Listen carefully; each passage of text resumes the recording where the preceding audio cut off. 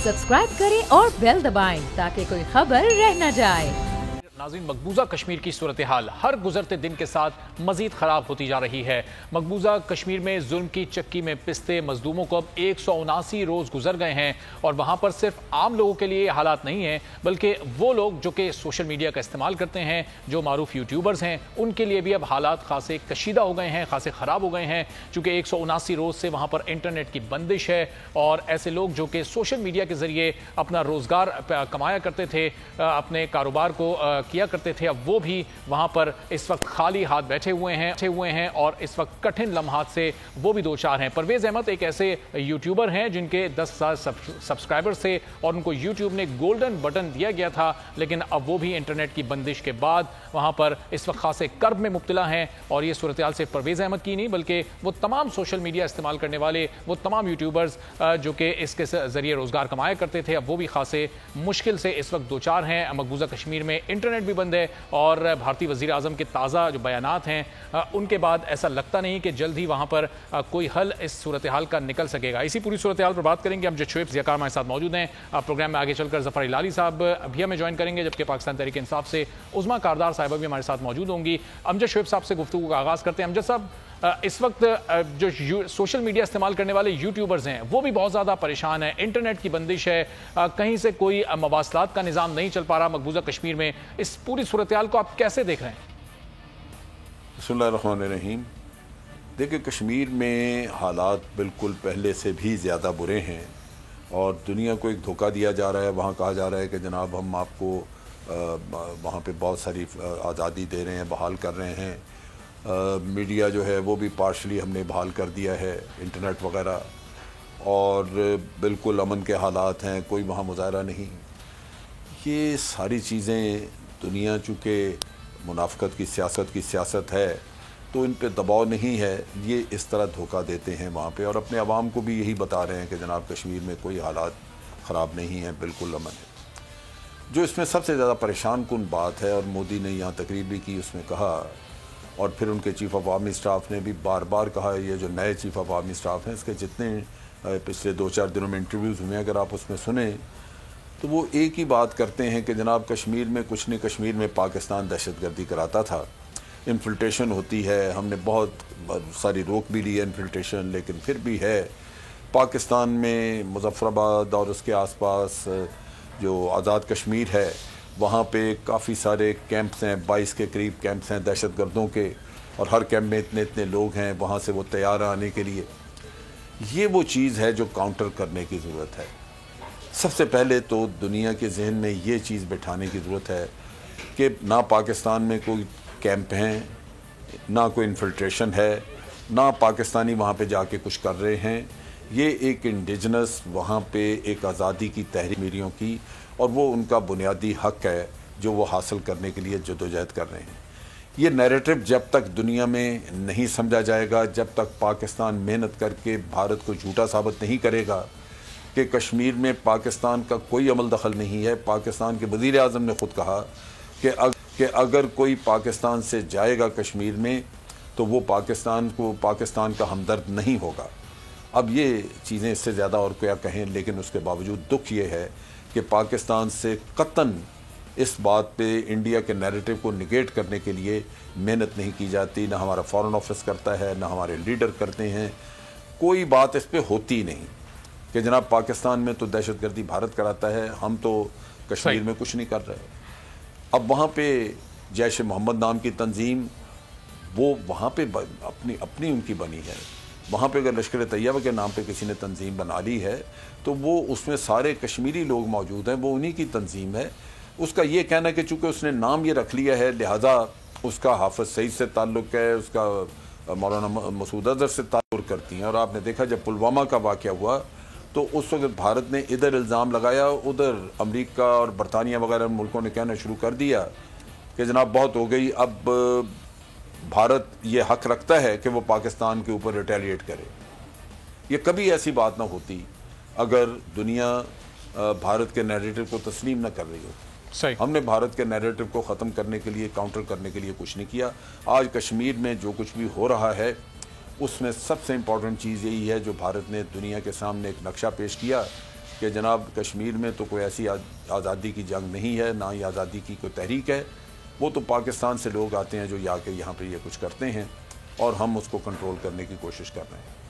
وہاں تھوڑی بہت جو دنیا بات کرتی ہے وہ کشمیری لیڈروں کے اچھا جی وہ جیل میں کر دیں، وہ باہر سے لوگ کہہ رہے ہیں، ہم ان کے بارے میں ہم بھی وہ نیریٹو لے کے نہیں آگے بڑھ رہے، ہمیں دنیا میں اس کا بہت چرچا کرنا ٹھیک ہے۔ چلے امجد شعیب صاحب، یہ جو اس وقت موجودہ صورتحال ہے اس پر آپ نے اپنا تبصرہ تو دے دیا، اب جو ڈیوورس میں جو کچھ ہوا، جس طرح سے ثالثی کی پیشکش پاکستان کو ایک بار پھر کی گئی اس معاملے پر، اس سے متعلق بھی میں آپ سے بات کروں گا، لیکن عظمیٰ کاردار صاحبہ بھی ہمیں جوائن کر چکی ہیں، پاکستان تحریک انصاف کی سینئر رہنما ہیں۔ عظمیٰ کاردار صاحبہ، اس وقت مقبوضہ کشمیر میں جو صورتحال ہے، انٹرنیٹ بھی وہاں پر بند ہے، لوگ انٹرنیٹ کے ذریعے ایک دوسرے سے رابطہ نہیں کر سکتے، صورتحال دن بدن خراب ہوتی جا رہی ہے، ایسے میں سوال یہ اٹھ رہا ہے کہ حکومت پاکستان کا رول کہاں پر ہے؟ اب ایسا لگتا ہے کہ آہستہ آہستہ یہ معاملہ حکومت کی ترجیحات میں شامل نہیں رہا۔ جی مدثر، بہت شکریہ آپ نے مجھے انوائٹ کیا۔ مجھے آپ کے جو اینالسٹ ہیں ان کی باتیں مدثر تو آج چھٹی پہ، میں ارباب جہانگیر ہوں، میں آج مدثر کی جگہ پروگرام کنڈکٹ کر رہا ہوں۔ جی دیکھیں، یہ بڑی حیرانگی کی اور بڑے افسوس کی بات ہے کہ ان کو یہ بھول گیا کہ اس وقت جو آپ کے پرائم منسٹر ہیں انہوں نے یہ ذمہ اپنے اوپر لیا ہے۔ انہوں نے کہا ہے کہ کشمیر کا مقدمہ میں پوری دنیا میں خود لڑوں گا، اور آپ نے دیکھا ہے کہ 55 سال سے کشمیر کا ایشو جو بیک برنر پہ تھا اس کو فور فرنٹ پہ لانے والی پی ٹی آئی کی حکومت ہے، اور پرائم منسٹر نے جو جا کے یونائٹڈ نیشنز میں جو سپیچ میں یہ اس کو باور کرایا ہے کہ کس طرح سے وہاں پہ ہیومن رائٹس وائلیشنز ہو رہی ہیں، اس کی مثال نہیں آپ کو ملتی ہے ہسٹری میں۔ اور آپ یہ دیکھیں کہ یہ بالکل جو آپ کے یہ اینالسٹ فرما رہے تھے کہ جی نیریٹو انڈیا کا، کوئی نیریٹو انڈیا کا نہیں چل رہا۔ اس وقت انڈیا کو منہ کی کھانی پڑ رہی ہے، انڈیا کا منہ کالا ہے پوری دنیا میں۔ وہاں پہ اپنے انٹرنلی انہوں نے جو ان کا جو ایک سیکولر ایک تھاٹ تھی، وہاں پہ انہوں نے کہا ہے کہ یہ مودی نے ہماری جو سیکولر انڈیا کو قتل کر دیا ہے، اور یہاں پہ اس وقت ان کے اپنے ملک میں بہت ان کے خلاف موومنٹ چل پڑی ہے۔ کوئی مائنورٹی وہاں پہ سیف نہیں ہے، نہ مسلمان، نہ کرسچن، نہ دلت۔ تو یہ پوری دنیا دیکھیں، سوشل میڈیا کا دور ہے۔ برہان وانی کیا تھا فینومینا، وہ اب یہ اپنی جو کالی کرتوتے ہیں انڈیا نہیں چھپا سک رہا ہے۔ اس وقت ہیومن رائٹس کمیشن جو ہے یونائٹڈ نیشنز کا، اس کی رپورٹ اٹھا کے پڑھیں آپ، اس میں صاف لکھا ہے کہ وہاں پہ سنگین ہیومن رائٹس کی جرائم ہو رہے ہیں، اور پہلی دفعہ 2 دفعہ سیکیورٹی کاؤنسل میں خاص کشمیر کے ایشو پہ آپ نے یہ میٹنگ کی، اور چائنا نے آپ کا ساتھ دیا ہے وہاں پہ، اور وہاں پہ بھی یہ کہا گیا ہے کہ کشمیر متنازع ہے، وہ انڈیا کی ٹیریٹری نہیں ہے۔ یہ پہلی دفعہ ہے کہ یہ کلیئر کٹ ڈسٹنکشن ہے، کشمیر میں ہو رہا ہے وہ انڈیجنس ہے، یہ آزادی کی موومنٹ ہے، اور یہ پچھلے 70 سال اگر نہیں رک سکی تو یہ آئندہ بھی نہیں رکے گی، اور اس کا خمیازہ بھگتنا پڑے گا۔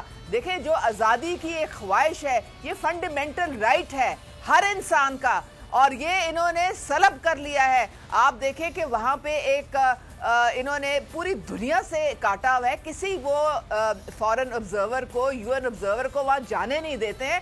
ہم تو سب کو لے کے گئے خود، ہمارے پاس جو آزاد کشمیر ہے، لیکن عظمیٰ صاحبہ یہ جو صورتحال آپ بتا رہی ہیں، یہ تو ظاہر اس کا علم تو تمام لوگوں کو ہے، لیکن ڈونلڈ ٹرمپ وزیر اعظم عمران خان کو کس طرح کی ثالثی کی پیشکش کرتے ہیں کہ جب بھی وہ ثالثی کی پیشکش کرتے ہیں ادھر بھارت میں ظلم و ستم کئی گنا اور بڑھ جاتا ہے؟ یہ بھارت ڈونلڈ ٹرمپ کو جواب دیتا ہے یا ڈونلڈ ٹرمپ وزیر اعظم سے مذاق کرتے ہیں؟ تو اب مجھے آپ یہ بتائیں، ڈونلڈ ٹرمپ کی جو بات ہے اس کو آپ نے دیکھ ہی لیا ہے کہ وہ 6 دفعہ آپ کو آفر کر چکے ہیں، اور ساتھ ہی یہ کہتے ہیں جی ہمیں معلوم نہیں کہ کس طرح سے آفر کرنی ہے۔ تو ڈونلڈ ٹرمپ کی بات میں وزن نہیں ہے، اگر تو یونائٹڈ نیشنز کے فورم سے یہ بات ہو پھر اس میں وزن ہوتا ہے۔ امریکہ کا 1 ووٹ ہے وہاں پہ، اگر یہ باقی سارے ممالک ہیں، اس وقت آپ یورپ میں دیکھ لیں، آپ کوئی فورن جریدہ اٹھا کے دیکھ لیں، واشنگٹن پوسٹ، دی اکانومسٹ، آپ نے اکانومسٹ ابھی اپنے لیٹسٹ آپ رپورٹ پڑھیں اکانومسٹ کی، وہاں پہ ساری یہ جو ان کے کالے کرتوت ہیں وہ کھل کے سامنے آ رہے ہیں. وہاں پہ باقاعدہ انہوں نے ڈرونز اب بھیجنے شروع کر دیے ہیں دیکھنے کے لیے کہ کہاں پہ مسلم یونائٹڈ نیشنز اگر یہ بات کرے جو ڈونلڈ ٹرمپ کرتے ہیں تو اس میں وزن ہوگا. عثمان صاحب میں آپ کی طرف واپس بھی آتا ہوں, ذرا ظفر ہلالی صاحب کو بھی گفتگو میں شامل کر لیتے ہیں. ظفر ہلالی صاحب, آپ کو یاد ہوگا جب وزیر اعظم پچھلی بار جب امریکہ گئے تھے, جب ڈونلڈ ٹرمپ نے ثالثی کی پیشکش کی تھی, تو واپسی پر وہ کہہ رہے تھے کہ میں شاید کوئی ورلڈ کپ جیت کر آ گیا ہوں, مجھے ایسا محسوس ہو رہا ہے. لیکن ابھی تک کوئی عملی طور پر تو اقدام ہوا نہیں, ابھی تک کوئی ثالثی عملی طور پر تو نظر آئی نہیں. کیا کہیں گے آپ؟ بالکل صحیح کہہ رہے ہیں آپ. نہ امریکہ نے, نہ دنیا نے, نہ یو این نے 70 سال سے کچھ نہیں کیا ہے. بس میٹنگز ہوتے ہیں, گفتگو ہوتا ہے, مگر ریزولوشنز کو امپلیمنٹ نہیں کرتے ہیں اور نہ کریں گے. اچھا, تو ظفر ہلالی صاحب, یہ جو اب مسلم دنیا ہے جو ہے, جو بڑے بڑے مسلم ممالک ہیں, اس پر مسئلہ کشمیر پر کیا ہم ان کو ایک کر سکتے ہیں؟ جس طرح ابھی ہم نے گزشتہ روز دیکھا جب ڈیل آف سینچری کی بات ہوئی, اس پر کس طرح مسلم دنیا تقسیم ہمیں دکھائی دی. مسلم دنیا کا آپ کا کیا مطلب ہے بھائی؟ سب سے زہریلے دشمن ایک تو مسلم دنیا میں ہیں. آپ نے سعودی عربیہ کا نام سنا ہے, ایران کا نام سنا ہے؟ سعودی عربیہ نے تو اب اجازت دے رہے ہیں اسرائیلی ہوائی جہازوں کو کہ ہمارے اوپر سے آپ پرواز کر کے ایران کو جا کے بم کریں. بم کیا کریں, ہر جو چیز جو مرضی کرنا چاہتے ہیں ایران کے خلاف کریں. بلکہ نہ صرف ہمارے ہوائی وہ کیا کہتے ہیں ایئر روٹس ہمارے اوپر سے آپ جائیں, اگر کچھ پیسوں کی بھی ضرورت ہے وہ بھی شامل ہے. یہ مسلم دنیا کوئی چیز ہے ہی نہیں, یہ امہ کچھ ہے, اٹس اے فکشن. تو ظفر ہلالی صاحب, پھر ایسی پوری صورتحال میں ظاہر ہے اگر بڑی بڑی جو مسلمان ممالک ہیں وہ آواز نہیں اٹھائیں گے, تو پھر مسئلہ کشمیر پر پاکستان کی آواز کیسے دنیا کی ان بڑی طاقتوں تک پہنچے گی؟ وہ کیسے پاکستان کی بات مانیں گے؟ وہ نہیں مان رہے ہیں, اور اگر پہنچ رہے ہیں اس پہ عمل نہیں کر رہے ہیں. جیسے میں نے کہا 70 سال سے U N security council resolution پہ عمل نہیں کیا ہے, تو ہماری آواز پہ کیا کریں گے وہ؟ اس کا نتیجہ صرف ایک ہے, وہ ہے جنگ. اور وہ جنگ 50-50 چانسز ہیں, بلکہ زیادہ, کہ اب ہوگا. اور یہ ایسا ویسا جنگ نہیں ہوگا, یہ ٹھیک ٹھاک قسم کی جنگ ہوگا. یہ اگر مودی سمجھتا ہے 2-4 ہوائی جہاز سے بیٹھ کے 1-2 ٹینکوں سے کچھ کر کے, ویسا جنگ نہیں ہوگا. اچھا, عظما کاردار صاحبہ, ظفر ہلالی صاحب تو کہہ رہے ہیں کہ اب اس کا ایک ہی حل ہے جنگ. ظاہر ہے جب اقوام متحدہ کی قراردادوں پر عمل نہیں ہو رہا, تو پاکستان کی بات پوری دنیا میں اس وقت کوئی نہیں سن رہا, تو تیار ہیں اس وقت دونوں ممالک جنگ کے متحمل ہو سکتے ہیں؟ دیکھیں مدثر, پرائم منسٹر نے بارہا جو آپ کی انٹرنیشنل کمیونٹی ہے ان کو یہ باور کرایا ہے کہ یہ ایک نیوکلیر فلیش پوائنٹ ہے کشمیر. یہاں پہ 4 نیوکلیر ممالک ہیں, اور اس میں رشیا ہے, چائنا ہے, اس میں پاکستان ہے, انڈیا ہے. کیا اس وقت جو دنیا ہے وہ افورڈ کر سکتی ہے ایک اور نیوکلیر وار؟ اگر ٹھیک ہے عظما صاحب, سبسکرائب کریں اور بیل دبائیں تاکہ کوئی خبر رہ نہ جائے.